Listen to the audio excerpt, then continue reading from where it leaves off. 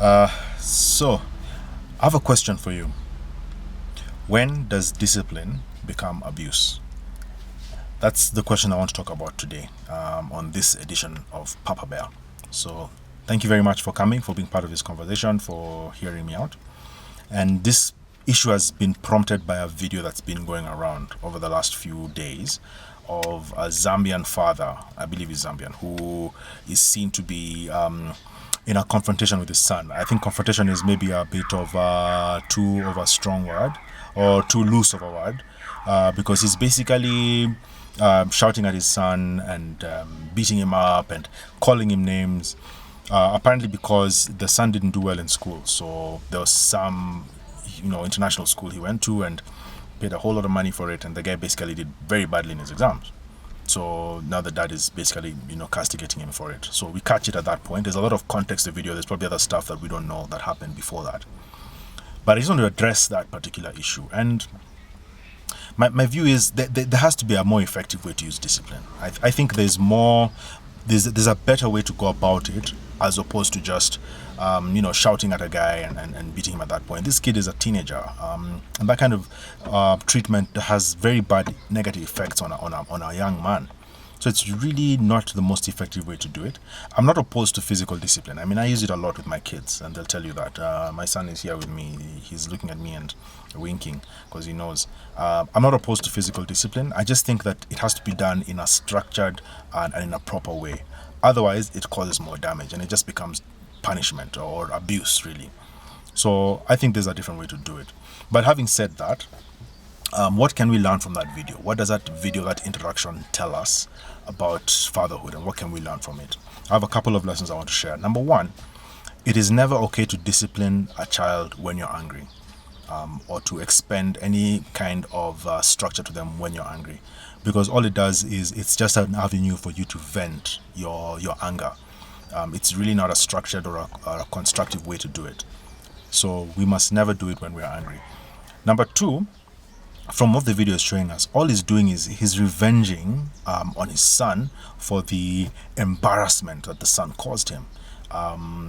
He's seen to be talking about how much school fees he paid and what that does for him and his image and all. So he's basically revenging, and him beating up his son has nothing to do with the son's academics or anything of the sort. It's just him revenging on his son because of the embarrassment he's been caused as a result of that. And because of that, then that's abuse.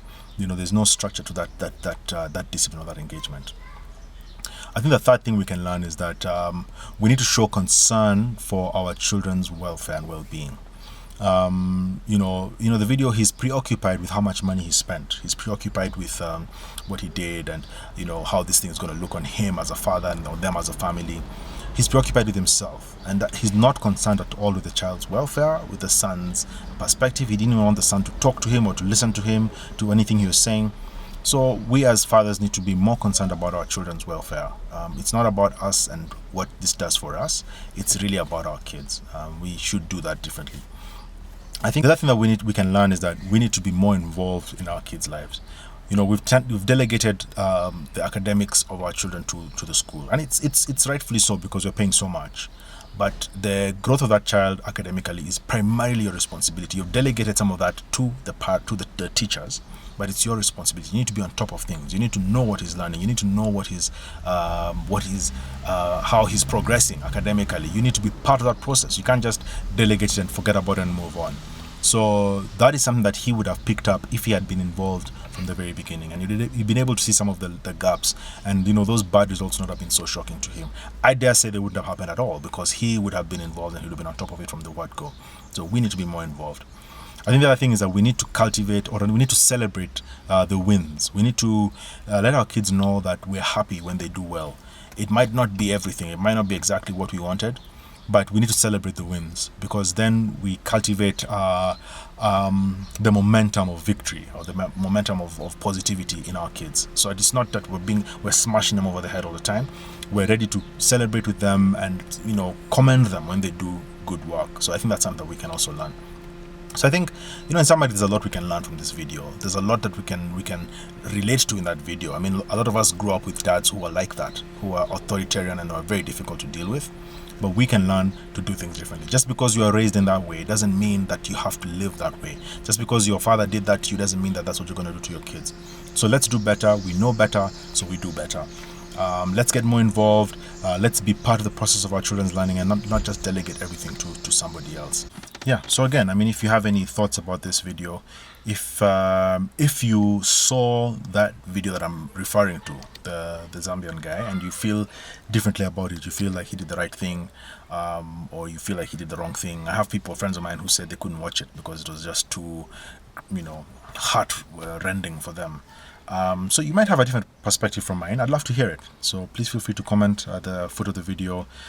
Please like the video, and more importantly, please share. Just let the word go out there. Let's have this conversation going. And thanks again for being part of this conversation. Cheers.